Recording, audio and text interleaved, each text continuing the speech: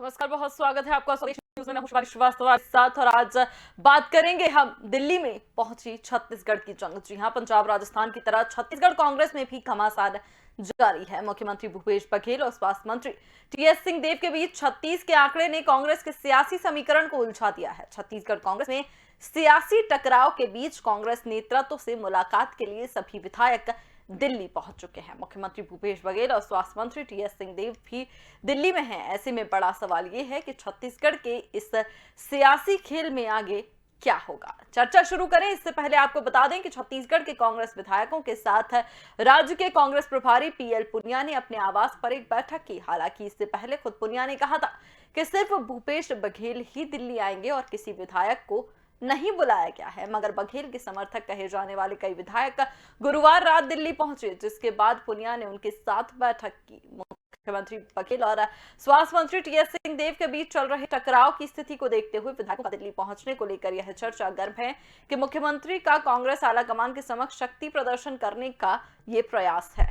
इस शक्ति प्रदर्शन के क्या मायने हैं, आखिर क्यों इतने संख्या में विधायक दिल्ली पहुंचे हैं? जबकि पुनिया ने कहा था कि विधायकों को नहीं बुलाया गया है, सिर्फ बघेल ही दिल्ली आएंगे। ऐसे में 50 विधायकों का, जो कि बघेल के समर्थक कहे जाते हैं, सीएम भूपेश बघेल के समर्थक हैं, ऐसे में उनका दिल्ली पहुंचना क्या मायने रखता है? दिल्ली पहुंच चुकी है अब छत्तीसगढ़ की जंग, दिल्ली पहुंच चुकी है अब छत्तीसगढ़ की कुर्सी की लड़ाई। भूपेश समर्थक विधायकों का दिल्ली में डेरा है।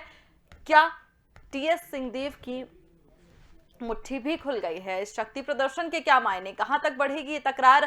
क्या इसके बाद छत्तीसगढ़ में सत्ता का संघर्ष थम जाएगा? इसी पर हम आज बात करेंगे। हमारे साथ चर्चा में शामिल होने के लिए राजेश पांडे जी जुड़ गए हैं, प्रवक्ता हैं भारतीय जनता पार्टी के। हमारे साथ अश्विनी हांडा जुड़ रहे हैं। थोड़ी सी ही देर में हमारे साथ भगवानू नायक भी मौजूद होंगे, प्रवक्ता हैं जेसीसीजे के। और अश्विनी हांडा भी हमारे साथ जुड़ गए हैं, कांग्रेस प्रवक्ता है। बहुत बहुत स्वागत है आप सभी का स्वदेश न्यूज में। जी राजेश पांडे जी, शुरुआत आपसे करते हुए, क्या मायने इस शक्ति प्रदर्शन के आपको लग रहे हैं जो कांग्रेस में हो रहा है? दिल्ली पहुंच गई अब छत्तीसगढ़ की लड़ाई। निश्चित रूप से छत्तीसगढ़ की लड़ाई दिल्ली से ही शुरू हुई और फिर दिल्ली पहुंच गई है। छत्तीसगढ़ के नेताओं को इनके कांग्रेस के शीर्ष नेतृत्व ने आश्वासन दिया था और एक फॉर्मूला दिया था कि 2.5 साल की सरकार आपकी चलेगी, परंतु समय पर स्थितियां किस प्रकार से बदली। भूपेश बघेल दिन ब दिन मजबूत होते चले गए और कहीं न कहीं टीएस सिंहदेव को छत्तीसगढ़ में किनारे लगाने में सफल रहे। लेकिन समय समय पर चाहे सिंह जी का मामला हुआ, उनके ऊपर जान से मारने के आरोप लगाना, फिर सदन के अंदर गृह मंत्री जी का बयान देना, उसका टीएस सिंहदेव का रूट कर घर चले जाना और यह कहना कि जब तक मेरे सरकार मेरे बारे में स्पष्टीकरण देगी तब तक मैं नहीं आऊंगा। अब कल अचानक 53 विधायकों का छत्तीसगढ़ से दिल्ली कूच करना और वहां से मुख्यमंत्री जी का पहले ही वापस लौट जाना, फिर दिल्ली जाना, इस बात का संकेत है कहीं ना कहीं ये छत्तीसगढ़ की मुख्यमंत्री की कुर्सी की लड़ाई अब दिल्ली पहुंच चुकी है। और लगातार बैठकों का दौर जारी, चाहे पीएल पुनिया जी हो, चाहे राहुल गांधी जी हो, चाहे वेणुगोपाल जी हो, इनके प्रभारी महामंत्री है जो कांग्रेस के। और लगातार मुझे तो इस बात का है कि छत्तीसगढ़ की जनता ने आपको प्रचंड मतों से विजयी बनाया था और छत्तीसगढ़ की स्थिति बदहाल है। छत्तीसगढ़ का किसान, नौजवान, हर वर्ग परेशान है, त्रस्त है। वहीं छत्तीसगढ़ की पूरी सरकार केवल अपनी सरकार बचाने के लिए और मुख्यमंत्री की कुर्सी का खेल खेल रहे, जो कि बहुत दुखद और दुर्भाग्यपूर्ण है। मुझे लगता है कहीं ना कहीं शीर्ष नेतृत्व को इसका कोई ना कोई समाधान निकालना चाहिए, ताकि आने वाले समय में छत्तीसगढ़ का जो विकास बाधित है, छत्तीसगढ़ के जो योजनाएं बाधित है, छत्तीसगढ़ की जनता के कहीं ना कहीं कांग्रेस की वादा खिलाफी से त्रस्त है, उसको न्याय मिले। ठीक है, लेकिन रमन सिंह ने कहा था कि हम लोग तो बस तमाशा देख रहे हैं जो चल रहा है राजनीति में कांग्रेस की। देखिए, हम कुछ ऐसा नहीं है। देखिए, हम कह रहे हैं जो खुद आपस में लड़ रहे हैं और कांग्रेस की सरकार जब तक बनी लगातार प्रचंड मतों से जीतने के बाद 70 सीट रहने के बावजूद लगातार टीएस सिंहदेव, भूपेश बघेल, माननीय मुख्यमंत्री भूपेश बघेल जी का विवाद चलता रहा है। एक दूसरे को निपटाओ की नीति चलती रही है। तभी कांग्रेस के नेतागण कहना चाहिए बृहस्पतिदेव सिंह जी विधायकों के साथ प्रेस कॉन्फ्रेंस लेके टीएस सिंहदेव पे आरोप लगाते हैं जान से मारने की धमकी का। उसके बाद जब देखते हैं कि पासा उल्टा पड़ रहा है तो सदन के अंदर माफी मांग लेते हैं, वो जोकर बन जाते हैं। तो ये सब समझ में आता है कहीं ना कहीं किसी के इशारे पे ये सारे खेल चल रहे हैं। कभी टीएस सिंहदेव जी का पौधा भारी हो जाता है, कभी भूपेश बघेल जी का भारी हो जाता है। परंतु मुझे लगता है जनता को इससे, भारतीय जनता पार्टी को इससे कोई बहुत मतलब नहीं है। ये कांग्रेस का अपना अंदरूनी मामला है, कांग्रेस किसे अपना नेता बनाती, किसे मुख्यमंत्री बनाती है। हम तो केवल इतना चाहते हैं कि छत्तीसगढ़ की जनता से जो 36 लोग लुभावने वादे कांग्रेस के साथ किए हैं, उन वादों को पूर्ण करने की दिशा में सरकार बढ़े और कुर्सी, मुख्यमंत्री की कुर्सी का खेल बंद करे। जिस कुर्सी के खेल के चलते छत्तीसगढ़ का विकास ठप है, विकास के सारे काम बंद है, विकास की हटाने की जन कल्याणकारी योजनाओं का स्थिति बहुत बदहाल है, छत्तीसगढ़ सरकार लगातार कर्जे में जा रही है। तो छत्तीसगढ़ को उभारने की दिशा में सरकार कर्म करे, कुछ विजन के साथ आगे बढ़े। और ये जो आपसी लड़ाई है, ये इससे छत्तीसगढ़ का भला होने वाला नहीं है और छत्तीसगढ़ की जनता का भला होने वाला नहीं है। ठीक है, हमारे साथ अश्विनी हांडा जी भी जुड़ गए हैं, उनसे जानेंगे, थोड़ी सी देर में उनसे भी बात करने की कोशिश करेंगे। थोड़ी सी अभी हमारे साथ राजेश जी जुड़े हुए हैं, उन्हीं से थोड़ा बात करने की कोशिश करेंगे। उसके बाद हम जल्दी से संपर्क अश्विनी हांडा जी से भी साधेंगे जल्दी से। लेकिन राजेश जी, अगर मान लीजिए जिस तरह से ये जो लड़ाई हो रही है, सदन में भी हमने देखा कि किस तरह से स्वास्थ्य मंत्री को अलग थलग कर दिया गया था। उन्हीं की पार्टी के विधायक ने एक गंभीर आरोप भी लगाए थे, जिसपे कई भावुक होकर भी उन्होंने कहा था कि अब मैं नहीं आऊंगा जब तक स्पष्टीकरण नहीं दिया जाता। जब कोई योजना आती है, कोरोना काल की बात करें तो स्वास्थ्य मंत्री को पता नहीं होता है कि क्या योजना है और मुख्यमंत्री वो योजना लागू कर देते हैं। तो ऐसे में क्या लगता है, और अब जो शक्ति प्रदर्शन किया जा रहा है, ये साफ तौर पर इरादे साफ कर दिए हैं भूपेश बघेल ने, अपने जो सब्र का बांध है वो टूट गया उनके। निश्चित रूप से देखिए, सब्र का बांध टीएस सिंहदेव जी का टूटा। लगातार उनको किनारे करना, उनकी उपेक्षा करना, कोविड काल में स्वास्थ्य विभाग की बैठकों में उनको न बुलाया जाना, फिर बृहस्पति सिंह केस में उनको पर आरोप लगाना, लगातार उनको किनारे करने की कोशिश की गई। परंतु कहीं न कहीं टीएस सिंहदेव जी का जो केंद्रीय नेतृत्व से मजबूत रिश्ता रहा है, वो कहीं न कहीं उनको कहीं ना संबल देता है। और अभी जो परिस्थितियां बनी है, ये देखिए, अभी कल उनका बयान आया, पहले दबाव देकर उनको बयान दिलवाया गया कि छत्तीसगढ़ के लिए कोई ऐसा फॉर्मूला नहीं था 2.5 साल का, ये केवल मीडिया में जो चला उसको लोग सुन दे रहे हैं। लेकिन उसी के साथ उन्होंने एक बात और कही, उन्होंने कहा कि टीम में खेलने वाला हर व्यक्ति कैप्टन बनना चाहता है और कैप्टन बनने की चाहत रखना बात नहीं है, चीफ नेतृत्व तय करेगा। तो कहीं ना कहीं उन्होंने दोनों बातें कही थी, एक और उन्होंने नकारा भी, दूसरी ओर उन्होंने स्वीकारोक्ति भी की कि 2.5 साल का फार्मूला है। इसके पहले उन्होंने बयान दिया था, आपको याद होगा, मीडिया के माध्यम से, तो उन्होंने कहा था कि कोई भी शीर्ष नेतृत्व राष्ट्रीय नेतृत्व कुछ तय करता है तो कोई लिखित में एग्रीमेंट नहीं होता, ये केवल उनके निर्णय के ऊपर निर्भर करता है, विश्वास की बात होती है। तो उन्होंने ये भी कहीं ना कहीं इस बात का संकेत दिए थे कि शीर्ष नेतृत्व ने पहले इस प्रकार का फॉर्मूला रखा था। परोक्ष रूप से उन्होंने इस बात की स्वीकृति दी। और आज की जो घटनाक्रम हो, ये तो अचानक घटनाक्रम हो। आप देखिए, माननीय भूपेश बघेल जी दिल्ली से आते हैं, यहाँ लाल लश्कर के साथ ताम झाम के साथ बहुत स्वागत करवाते हैं और मानो इस बात का संदेश देना चाहते हैं कि छत्तीसगढ़ का पूरा कांग्रेस, समूचा कांग्रेस उनके साथ खड़ी है। परंतु उसी दिन अचानक से फिर दिल्ली दौरे का मामला हो जाता है। पीएल पुनिया जो कहते किसी विधायक को दिल्ली नहीं बुलाया गया, अगर छत्तीसगढ़ के विधायकों को दिल्ली नहीं बुलाया गया तो कांग्रेस के विधायक अपने आप 50-53 विधायक अपने आप को नहीं चले जाएंगे। तो कहीं ना कहीं अंदर खाने कुछ न कुछ तो पक रहा है और कहीं ना कहीं छत्तीसगढ़ का अंतर्गत, छत्तीसगढ़ की सीएम कुर्सी की प्रतिस्पर्धा लड़ाई अब दिल्ली में पहुंच गई और केंद्रीय नेतृत्व इसको निपटाने के लिए अपने स्तर पर प्रयत्न कर रहा है। और मुझे लगता है कि आज शाम तक कुछ न कुछ परिणाम जरूर आ जाएगा। अश्विनी हांडा जी, आपको क्या लग रहा है, ना छत्तीसगढ़ की बात कर ले, मध्य प्रदेश की बात कर ले, राजस्थान की हम बात कर ले, पंजाब की बात कर ले, हर जगह ये जो कलह कांग्रेस में मची हुई है, आखिर कब तक कांग्रेस पार्टी अपनी ही अंदरूनी कलह से लड़ती रहेगी? जनता आपको चुनती है उसके मुद्दे उठाने के लिए, आप लोग पूरा समय अपनी ही लोगों को रूठने मनाने में लगा दे रहे हैं।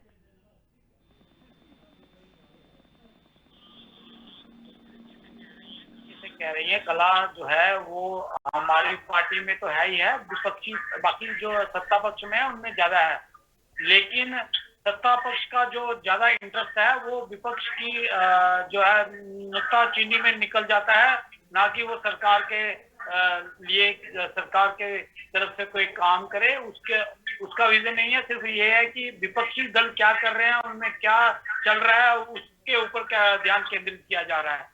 तो ये जो कला, जिसको आप कला बोल रहे हैं, ये हर किसी पार्टी में रहती है और आपस में मतभेद तो रहते ही हैं हर किसी के, और इसमें ऐसा कोई मतभेद नहीं है। सिर्फ ये है कि आने वाले दिनों में किस तरीके से पार्टी की रणनीति होगी, किस तरफ से चुनाव लड़े जाएंगे, उसके बारे में चर्चा है। उसको इतना बढ़ा चढ़ा कर दिखाना जो है वो कहीं ना कहीं सर लेकिन ठीक नहीं मतभेद है ना, अगर नहीं नहीं, ऐसा लेकिन होगा भी ठीक है, सत्ता पक्ष की बात ना करें, जनता तो देख रही है ना, जनता को तो मतभेद दिख रहे हैं, सबको दिख रहे हैं। राजस्थान की बात कर ले, वहां भी 2.5 साल के फॉर्मूले पे कलह मची हुई है। पंजाब की बात कर ले, वहां भी यही मुद्दा उठा और दिल्ली पहुंच गए सब लोग। अब छत्तीसगढ़ में भी दिल्ली पहुंच गई ये लड़ाई। देखिए, जब किसी दो आदमियों में आपस में मतभेद होते हैं तो उसको सुलझाने के लिए तो हाईकमान के पास ही जाना पड़ेगा ना। वो चाहे कांग्रेस हो चाहे बीजेपी हो, उसका जो है वो जो हाईकमान का निश्चय रहता है वही जो है वो मानना पड़ता है सभी को। और हाईकमान जो इसका निर्णय करेगी वो सबको मानना पड़ेगा। इसमें तो कोई ऐसा बात नहीं है कि जिससे लगे कि सरकार गिरे या एक दूसरे की सत्ता पाने के। लेकिन ये विपक्ष की तरफ से प्रचार किया जा रहा है कि ऐसा हो रहा है, लेकिन ऐसा है नहीं। लेकिन सिर्फ एक ये बात, ये एक संयोग नहीं हो सकता ना, जो अन्य राज्यों में भी दो लोगों के बीच 2.5 साल के फॉर्मूले पे जो लड़ाई हो रही है, ये सिर्फ संयोग नहीं हो सकता। बात ये आ रही है, आरोप ये लग रहे हैं कि अगर हाईकमान ऐसा कुछ फॉर्मूला लाता है तो फिर उसको अप्लाई क्यों नहीं करता है जो लड़ाइयां होती हैं। देखिए, आपने पीछे पंजाब का उदाहरण दिया। पंजाब में साफ कर दिया गया, सिद्धू जी को जो है वो प्रधान बना दिया गया, प्रदेश अध्यक्ष बना दिया गया प्रदेश का। तो कहीं ना कहीं ये सारे जो है मनमुटाव हैं वो सुलझाए जाते हैं हाईकमान की तरफ से। और हाईकमान का जो निर्णय होता है वो आखिरी होता है और सबको जो है वो मानना पड़ता है। राजेश पांडे जी, आपका जवाब मैं इस पर लेना चाहूंगी, उसके बाद भगवानू नायक मैं आपके पास आ रही हूँ। राजेश पांडे जी, वो ये कह रहे हैं कि मनमुटाव है, हमसे ज्यादा तो भारतीय जनता पार्टी में होते हैं। दुर्भाग्य है, कांग्रेस आज भी कहीं ना कहीं सच से आंख चुराने की कोशिश कर रही है।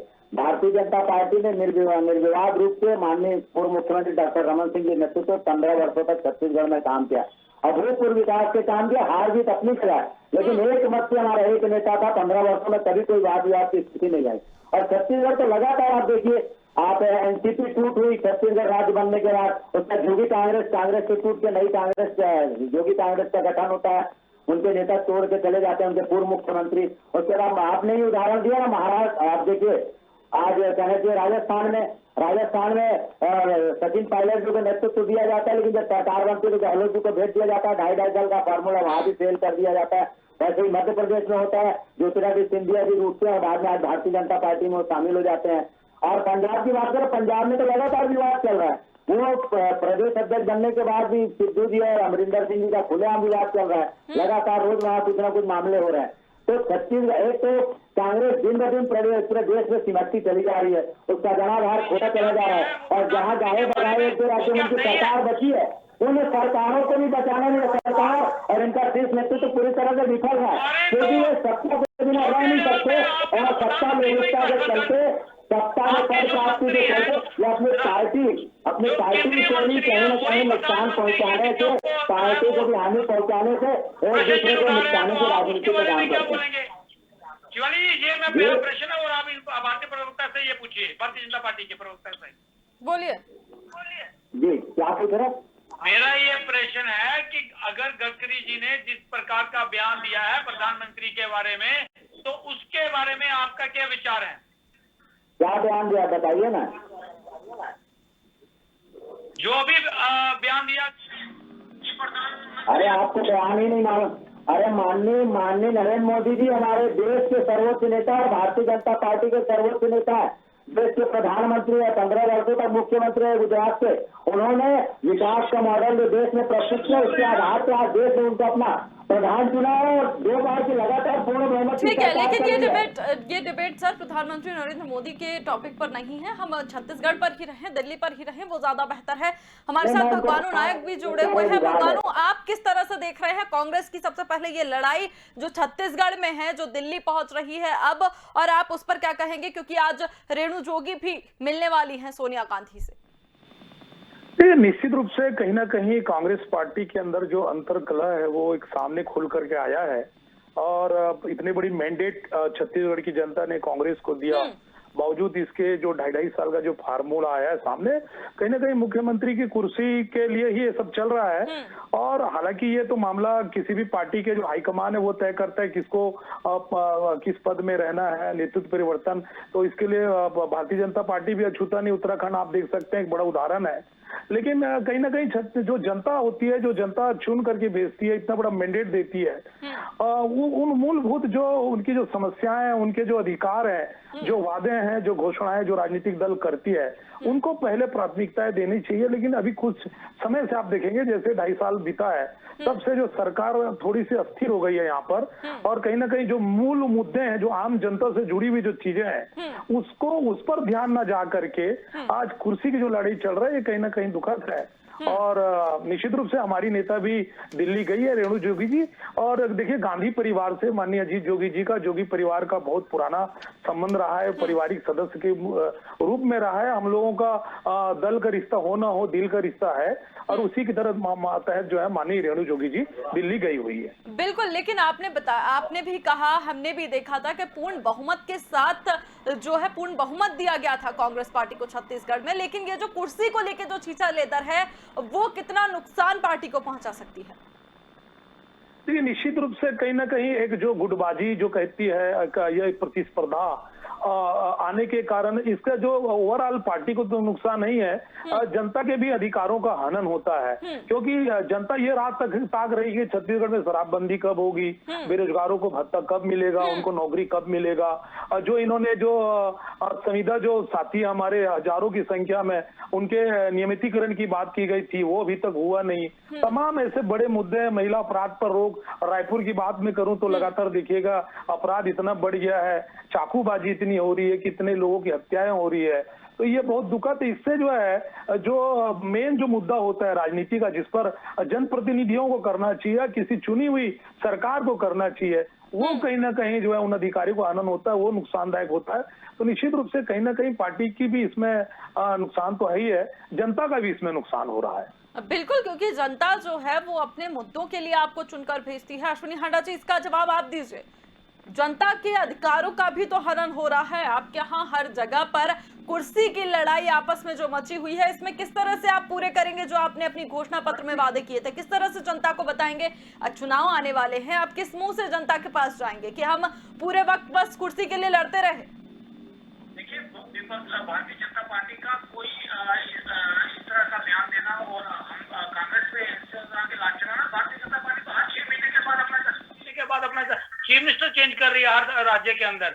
जैसे आपने असम में देखा सर, लेकिन ऐसी कलह तो नहीं पहुंची ना दिल्ली एक प्रॉपर रीजन के साथ। 2.5 साल के फॉर्मूले की बात नहीं आ रही है हाईकमान से। सर, नेतृत्व पर सवाल उठा रहे हैं। वो बोल रहे हैं 2.5 साल के फॉर्मूले की आप बात करते हैं तो वादा खिलाफी क्यों? क्योंकि हर साल 2.5 साल पूरा होने के बाद ही सरकारों में ये देखा गया है। मेरे को बताइए, अगर 6 महीने के अंदर 2 चीफ मिनिस्टर जो 2 मुख्यमंत्री को चेंज किया जाता है तो बिना कला के चेंज कर दिया जाता है, उसका क्या रीजन है? ये भारतीय जनता पार्टी बताएगी देश को कि वो क्यों चेंज कर दिया जाता है। हर तीसरे महीने जो है वो भारतीय जनता पार्टी की राज्यों में मुख्यमंत्री चेंज हो रहे हैं, वो किस वजह से हो रहे हैं? सिर्फ इतना है कि भारतीय जनता पार्टी मीडिया को जो है वो मैनिपुलेट कर लेती है, मीडिया को अपनी तरफ रखती है, और जो मीडिया का फोकस है वो भारतीय जनता पार्टी की राज्यों में नहीं होता, सिर्फ कांग्रेस के राज्यों में दिखाई देता है। सर, ये कार्ड, ये सर्टिफिकेट जो आप कांग्रेस वाले लेकर चलते हैं ना मीडिया के खिलाफ, वो आप अपनी जेब में रखा करिए। उसकी कोई जरूरत नहीं होती है मीडिया को, ठीक है? क्योंकि जो चीजें दिख रही है हम वही सवाल पूछते हैं, न भारतीय जनता पार्टी के समर्थन में न कांग्रेस के समर्थन में। जो सही है, जो जनता के सवाल है, वही हम आपसे पूछ रहे हैं। आप बताइए ना कि किस तरह से आप हल करेंगे इसको। क्यों वादा खिलाफी हो रही है? आप उसका जवाब तो दे नहीं रहे हैं, बल्कि आप यहाँ पर बैठ के मीडिया को सर्टिफिकेट देते हैं। मैं तो आपके सवाल का जवाब दे रहा हूं कि भारतीय जनता पार्टी का आपको सवाल होना चाहिए आपकी तरफ से कि हर राज्य में इनका 3 महीने या 6 महीने से ऊपर कोई मुख्यमंत्री टिकता नहीं है, तो उसकी क्या वजह है? वो तब कोई लोगों के दिए गए वोटों का हनन नहीं होता है, अधिकारों का हनन नहीं होता है। अगर ये चीज विपक्षी दलों की किसी राज्य में हो जाती है तो भारतीय जनता पार्टी उसका इतना व्याख्यान कर। एक राज्य की बात नहीं है ना सर, जरा देखिए आसपास के, आंखें घुमाइए अपनी आसपास की दुनिया में, देखिए क्या चल रहा है, कितने राज्यों की बात है। राजेश पांडे जी, जवाब दीजिए।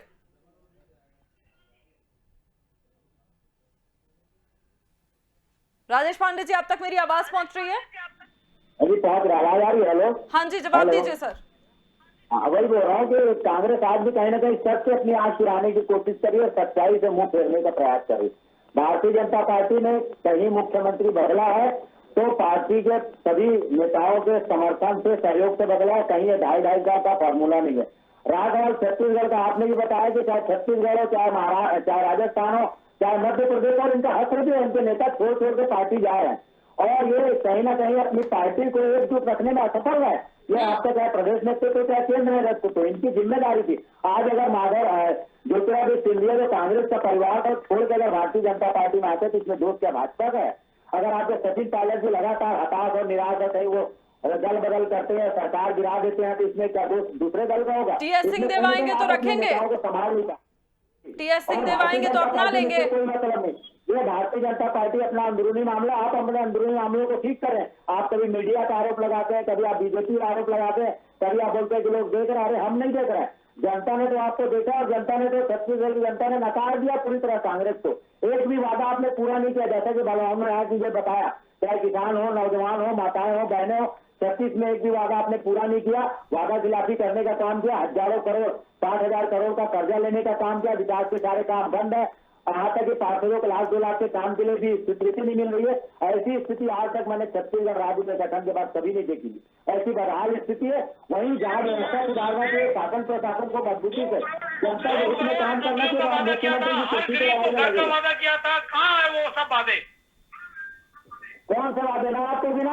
आप बताइए कौन शराबबंदी हुई, क्या सब कर रहा है? आप 25 में गाड़ी भत्ता कब दे रहे हैं? आप 60,000 नौजवानों को हर वर्ष 80 नौकरी कब से दे रहे हैं? आप कब किसानों को 25 रुपए भारतीय जनता पार्टी ये बताए कि किसानों को हमारा खाद बीज को मक्की दिलाएंगे। आप कब छत्तीसगढ़ किसानों के रकबे को काटने का काम बंद करेंगे? आप कब छत्तीसगढ़ में हमारे धान को खरीदने के बाद में उसका भंडारण जो फलाट है चौड़े के भाव बेचने का काम करें, बंद करेंगे। आपका वही 700 रुपए में जो अनाज मार्केट में बिक रहा धान, वही धान आप अपने विभाग में 2,000 रुपए में खरीदी करके भ्रष्टाचार। ठीक है सर, एक एक करके मेरे पास वक्त की कमी है, मुझे सारे मेहमानों से कमेंट लेना है। भगवानू नायक जी, आपको क्या लगता है कि अगर जो कंडीशन चल रही है, जो हालात बने हुए हैं, क्योंकि सोनिया गांधी ने भी कहा था कि हमें आत्ममंथन की जरूरत है, क्योंकि अगर हम इसी में लगे रहे तो चुनाव की जो कांग्रेस की जो स्ट्रांग पोजीशन है वो कहीं ना कहीं छूटती हुई नजर आ रही है।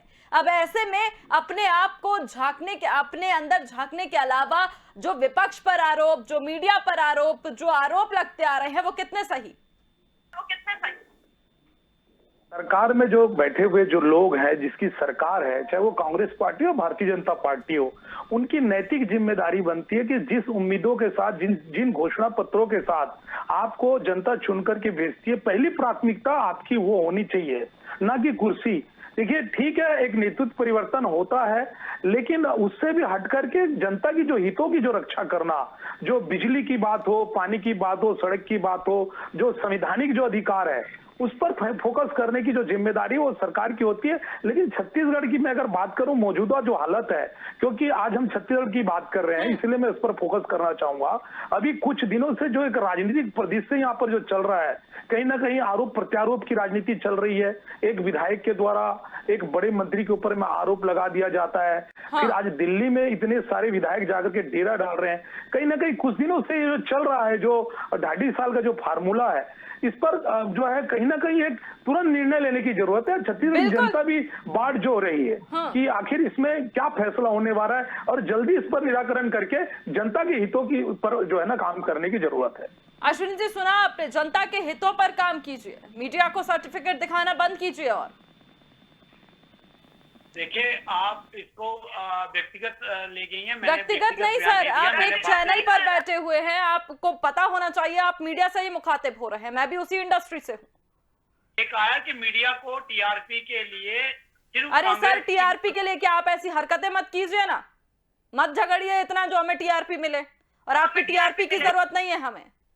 तीन महीनों के बाद अपना मुख्यमंत्री चेंज कर दिया जाता है, उसको इतना फोकस नहीं दिया जाता है मीडिया द्वारा। और अगर कांग्रेस के कुछ लोग जो है वो दिल्ली में जाके आप मीडिया की संपादकीय सोच पर सवाल मत उठाइए सर। आप जो सलाह है ना वो अपनी पार्टी को दीजिए, उनको ज्यादा फायदा होगा। उनको शायद थोड़ी टीआरपी की जरूरत है इस वक्त, क्या पता मिल जाए। बहुत बहुत धन्यवाद आप लोगों का हमारे साथ जुड़ने के लिए। तो आपको बता दें कि शक्ति प्रदर्शन जो हो रहा है अब भूपेश बघेल के समर्थन में, वो कितना मायने रखता है, कहां तक ये तकरार आगे जाएगी छत्तीसगढ़ की, ये तो देखने वाली बात ही होगी। जल्द कोई फैसला भी इस पर जो 2.5 साल का फॉर्मूले वाली बात कही जा रही है उस पर लेना बहुत जरूरी हो गया है ऐसे में कांग्रेस के लिए। अब देखने वाली बात यही होगी कि किस तरह से छत्तीसगढ़ की लड़ाई आगे जाती है, इस पर हमारी नजर बनी रहेगी। तब तक के लिए आप जुड़े रहिए स्वदेश न्यूज के साथ। नमस्कार।